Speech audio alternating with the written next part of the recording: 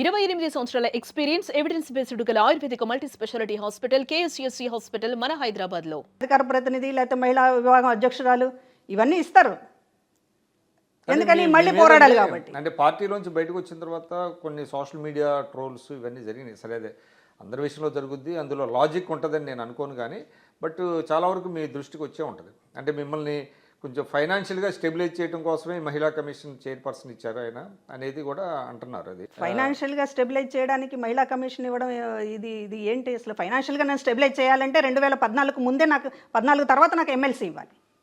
ఫైనాన్షియల్గా స్టెబిలైజ్ చేయడం అనేది ఎవరు అడిగారు? ఇప్పుడు ఇదే మాట మాట్లాడే వాళ్ళందరికీ నేను చెప్తున్నాను, జగన్మోహన్ రెడ్డి గారు నాకు చాలా బాకీ ఉన్నారు. నేను అందుకే విజయమ్మ గారి మాటలు ఇందాక చెప్పాను. నేను ఇప్పుడు నా మొత్తం కూడా నాకున్నటువంటి లైఫ్ని, నాకున్నటువంటి పొలిటికల్ ఇదిని అంతా కూడా నాశనం చేసి ఇవాళ మళ్ళీ నేను జీరో నుంచి మొదలెట్టాల్సినటువంటి పరిస్థితి తీసుకొచ్చిన తర్వాత జగన్మోహన్ రెడ్డి గారు నాకు జీవితకాలం బాకీ ఉన్నారు, వసూలు చేస్తా వడ్డీతో సహా. ఆయన నాకు బాకీ ఉన్నారు, నేను ఆయనకి ఏం బాకీ లేను. ఆయన ఓ పదవి ఇచ్చి దులుపుకున్నారు అనుకుంటున్నారు, అదే పెద్ద ప్రయోజనం చేసినట్లు. అంటే అది చాలా మంది అవ్వచ్చు, చాలా మందికి అదే జరిగింది. ఇప్పుడు ఎవరి అసంతృప్తులు వాళ్ళకు ఉన్నాయి. నేను ఉప ముఖ్యమంత్రిని చేశాను, లేకపోతే నేను రాజ్యసభ సభ్యుని చేశాను, నేను మంత్రిని చేశాను, ఏం తక్కువ చేశాను? మహిళా కమిషన్ చైర్పర్సన్ ఇచ్చాను, ఏం తక్కువ చేశాను? ఇది ఆయన లెక్క. కానీ మా లెక్కలు కూడా ఉంటాయి కదా. ఆయన లెక్క ప్రపంచానికి అర్థమైంది. కానీ ఎందుకు ఇవాళ జగన్మోహన్ రెడ్డి గారిని వదిలిపోతున్నారు ఇంతమంది అనేటటువంటిది ఆయన ఆలోచించుకోవాలి కదా. ఆయన తరపున మాట్లాడే వాళ్ళు ఆలోచించాలి కదా. ఇప్పుడు మాట్లాడేవాళ్ళు మీలాంటి వాళ్ళు కూడాను, లేకపోతే మీలంటే మీరనే కాదు, విశ్లేషకులు కావచ్చు, ఎందుకు ఇంతమంది పార్టీని వీడుతున్నారు అనేటటువంటిది కదా మెయిన్ పాయింట్. ఎందుకు జగన్మోహన్ రెడ్డి గారి కుటుంబం దూరం అయింది? ఎందుకు జగన్మోహన్ రెడ్డి గారికి సంబంధించినటువంటిది ఇవాళ అనేక సార్లు అన్నారు, మీరు మా ఫ్యామిలీ మెంబర్ అన్నారు నన్ను. ఫ్యామిలీ మెంబర్ అంటే ట్రీట్మెంట్ ఇలా ఉంటుందా అని నేను అడిగాను ఆయన్ని చివరిలో వచ్చేటప్పుడు. అంటే ఫ్యామిలీ మెంబర్ అంటే ఏంటి దాని అర్థం? అంటే ఫ్యామిలీ మెంబర్ లేకపోతే పద్మమ్మ తల్లి అనేటటువంటిది, దాంతో లేడీస్ని అట్లా తల్లి గిల్లి అనేస్తే వాళ్ళు కట్టుబడి ఉంటారు, కట్టుబానిసల్లా పనిచేస్తారు, అది సరిపోతుంది వాళ్ళకి అని అనుకుంటే అది ట్రీట్మెంట్, అది ఫ్యామిలీ మెంబర్ ట్రీట్మెంట్ అవ్వదు కదా. కలిశానండి, కలిశాను. గెలిచిన తర్వాత నేను కొంచెం విషయాలు సూటిగానే మాట్లాడాను. చాలా ఓటమి తర్వాతే కలిశాను. ఇవాళ నాకు జరిగినటువంటి అన్యాయం అనేటటువంటిదని చెప్పాను. బహుశా రాజకీయాల్లో ఎవరు ఇలా ఉండరు ఇంత ఓపికగాని కూడా చెప్పాను. 15 ఏళ్ల పాటు నేను ఉన్నాను అని అంటే ఇంతకంటే సహనం రాజకీయాల్లో ఎవరు చూపించరని కూడా చెప్పాను. ఫ్యామిలీ మెంబర్ అంటే అర్థం ఏంటని కూడా అడిగాను. ఏమి మౌనమే ఉన్నాయి. ఇంకా అక్కడ మిగతా వాళ్ళు కూడా ఉన్నారు. అందరి ముందు మాట్లాడాల్సినవి మాట్లాడారు. ఇంకా పూర్తిగా కాదు, మనసులో ఉన్నవన్నీ ఏమి మాట్లాడలేదండి. మనసులో ఉన్నవన్నీ మాట్లాడితే అది మర్యాదగానే మాట్లాడాను, కానీ సూటిగా మాట్లాడాను. నాలో ఉన్నటువంటి ఆగ్రహం, నా ధర్మాగ్రహం ఇది ఆయనకి అర్థమై ఉండాలి. అర్థం కాకపోతే అది కూడా ఒక నటన అని అనుకోవాలి.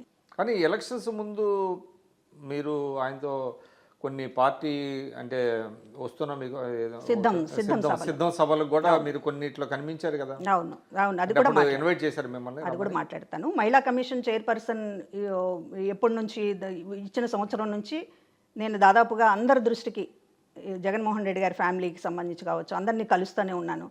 కత్తులు కూడా పదును పెట్టకపోతే, వాడకపోతే తుప్పు పట్టిపోతాయండి. ఇవాళ నా పరిస్థితి కూడా అంతే అవుతుంది. మీరు నన్ను మహిళా కమిషన్ చైర్పర్సన్లో పెట్టడం అనేది చాలా రాంగ్ స్టెప్. సరైన పదవి, సరైన స్థానంలో సరైన మనిషిని పెట్టడం అనేటటువంటిది లేకపోతే అది రాజకీయ పార్టీలకు కూడా ఉపయోగం లేదు.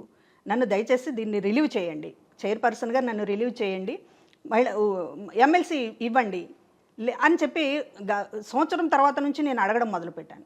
చాలా ఎమ్మెల్సీలు చాలామందికి ఇచ్చారు, ఎవరెవరికో ఇచ్చారు, అసలు పార్టీకి సంబంధం లేని వాళ్ళకి ఇచ్చారు. అయినా కూడా నా ఆర్గ్యుమెంట్ని నేను వదలలేదు, మాట్లాడుతూనే ఉన్నాను. చివరి ఎమ్మెల్సీకి ముందు సంవత్సరంన్నర ముందు నేను ఇక నాకు సీట్ అన్న ఇవ్వండి అని అడిగాను. ఎందుకంటే జగన్మోహన్ రెడ్డి గారు అపోజిషన్లో ఉన్నప్పుడు ఇంటెన్షనల్ అది నాకు అర్థం కావడానికి కొంచెం టైం పట్టింది. ఎందుకంటే ఇంటెన్షనల్గానే అయినా, ఎందుకంటే దాదాపు పార్టీలో అందరూ కూడా ఏంటి ఎందుకు ఇవ్వటం లేదు, ఎమ్మెల్సీ మీకు ఈజీగా ఇచ్చేస్తారు కదా అంటారు. ఎవరు నెంబర్ 1, 2, నెంబర్ 2, నెంబర్ 3 స్థానంలో ఉన్నవాళ్ళు కూడా ఎమ్మెల్సీ అడిగితే మీకు ఎందుకు ఇవ్వరు, ఇచ్చేస్తారు కదా. పోనీ సీట్ అంటే సరిగ్గా ఎక్కడ సీటు అనేటటువంటి దాంతో ఏమన్నా ప్రాబ్లం ఉందేమో, ఎమ్మెల్సీ ఎందుకు ఇవ్వరు, మీకు ఇచ్చేస్తారు కదా అని అంటే ఆ స్థాయిలో వాళ్ళని కూడా నమ్మారు. ఇంకేముంది ఎమ్మెల్సీ ఇవ్వడానికి ఇబ్బంది ఉంది అనేది. కానీ ఎమ్మెల్సీ కూడా చివరి జగన్మోహన్ రెడ్డి గారండి. నేను వేరే అడ్డుపడి ఉండొచ్చు, చాలామంది ఉంటారు, ఈ రాజకీయాల్లో సహజం. సహజంగా ఎక్కడైనా అడ్డుపడ్డం అనేటటువంటి శక్తులు కొన్ని ఉంటాయి.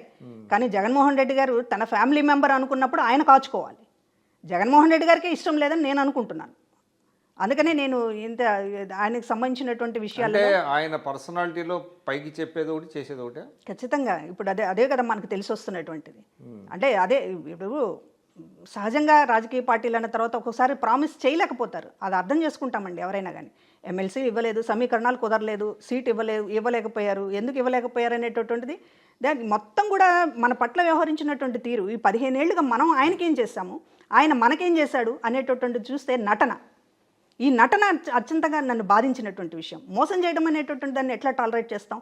మీరు చేయకపోతారు, మీకున్నటువంటి పరిస్థితుల్లో మీకు కుదరలేదు, అర్థం చేసుకుంటాము. లేకపోతే సరే మీకున్నటువంటి ఇంకా ఏదైనా ప్రత్యేకించి పక్కన పెట్టాలనుకున్నారు, అది కూడా అర్థం చేసుకుంటాం. కానీ మోసం చేసడం మాత్రం ఎట్లా? కానీ ఆయన విషయంలో ఒకటి ఉంది కదండి, మాట తప్పడం మడమ తిప్పడం అని అంటారు. ఇప్పుడు అది అలా అంటే ఎలా వచ్చింది అది? మరి అది రాజశేఖర్ రెడ్డి గారి దగ్గర నుంచి అలాగ వచ్చింది, మాట తిప్పడు మడమ అనేటటువంటిది. అసలు ఆయన మాట్లాడితే కదా, ఆయన చాలా మడమ తిప్పాడు అనుకోండి, కానీ అది ఒకటి పడింది కదా. అది ఒక హైప్, ఎవరికి వాళ్ళు ప్రచారం చేసుకునేటటువంటి అనేక ఫేక్ ప్రచారాల్లో భాగం అదొకటి. మాట తప్పడు మడమ తిప్పడు అనేటటువంటి ఆ విషయంలోనే ఉంది కదా మాట తప్పడు. విజయమ్మ గారే క్వశ్చన్ చేస్తున్నారు కదా, ఆ అమ్మాయికి ఆవిడకి ఎన్నిసార్లు అన్యాయం చేస్తారు అని చెప్పి ఆవిడ అడిగిందంటే ఎన్నిసార్లు మడమ తిప్పాడు జగన్మోహన్ రెడ్డి? ఆమె ఫెయిర్ లేట్ అండి విజయమ్మ గారు. ఆవిడ ఫెయిర్ అండి. ఆవిడ ధర్మంగా ఉంటారు అన్ని విషయాల్లో ఖచ్చితంగా. అందుకనే ఆవిడ ఈ రాజకీయాల్లో పూర్తిగా పక్కన పెట్టేశారు జగన్మోహన్ రెడ్డి. ఎందుకంటే ఆవిడ అడుగుతుంది ఇలాంటి, ఎందుకు వాసిరెడ్డి పద్మ మనతో ఉంది మొదటి నుంచి, అన్ని విషయాల్లో కాచుకుంది. ఎవరు కాచుకుంటారండి? నీ అరెస్ట్ అయినప్పుడు, జగన్మోహన్ రెడ్డి అరెస్ట్ అయినప్పుడు మొత్తం కూడా ఇంటి ముందు టెంట్ వేసి ఫ్యామిలీ మెంబర్స్ అందరూ కూర్చుంటే ఒక్క నాయకుడు లేడు. ఆ రోజు రాత్రంతా నేనున్నాను. భారతి గారు, విజయమ్మ గారు, షర్మిల గారు, వీళ్ళు ముగ్గురు కూడా కూర్చుంటే ఆ రోజు ఉన్నటువంటి ఈ సోకాల్డ్ లీడర్స్ ఎవరు కూడా ఆ రోజు ఎవరు ఉండలేకపోయారు అక్కడ. ఆ రోజు నుంచి చివరి దాకా వాళ్ళతో ఉండి మాట్లాడింది ఆ కుటుంబానికి తెలుసు. ఆ రోజు సిబిఐ మీద మాట్లాడాలంటే ఈ సజ్జలు ఎక్కడున్నాడు? ఆ రోజు వీళ్ళు ఎవరు లేరు. సిబిఐ మీద పోట్లాడాలంటే మాలాంటి వాళ్ళమే మళ్ళీ దేనికి వెరవకుండా. మీ ఈక్వేషన్స్ భారతి గారితో సరిగా లేవా? అసలు జగన్మోహన్ రెడ్డి గారికి లేదండి. నేను వీళ్ళని భారతి గారు ఆవిడ ఏం ప్లేన్ చేస్తుందో మనకు తెలియదు. ఈ షర్మిల గారితో విజయమ్మ గారితో ఉన్నానేమో అనేటటువంటి ఒకటి ఉందేమో నాకు తెలియదు. అటువంటిది ఏమీ లేదని కూడా వాళ్ళకి చాలా క్లియర్గా తెలుసు. మహిళా కమిషన్ చైర్పర్సన్ ఇచ్చిన తర్వాత విజయమ్మ గారిని కలవడమే తప్ప ఆ తర్వాత షర్మిల గారు తెలంగాణ పార్టీ పెట్టినప్పుడు కానీ లేకపోతే ఆ తర్వాత కానీ ఎప్పుడూ నాతో మాట్లాడలేదు. నేను ఎప్పుడు ఆవిడతో మాట్లాడలేదు. ఆ విషయం తెలుసు, వీళ్ళకి తెలియక కాదండి.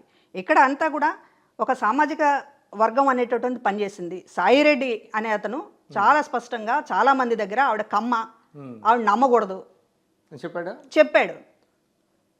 వాళ్ళు వచ్చి నాకు చెప్తే నేను ఎంత హట్ అయితే కూడా అందరూ కూడా సీఎంఓలో ఉన్న వాళ్ళందరూ కూడా జగన్మోహన్ రెడ్డి గారి దృష్టికి తీసుకురాకండి లేండి, మేము మాట్లాడతాంలేండి సమయం చూసుకొని.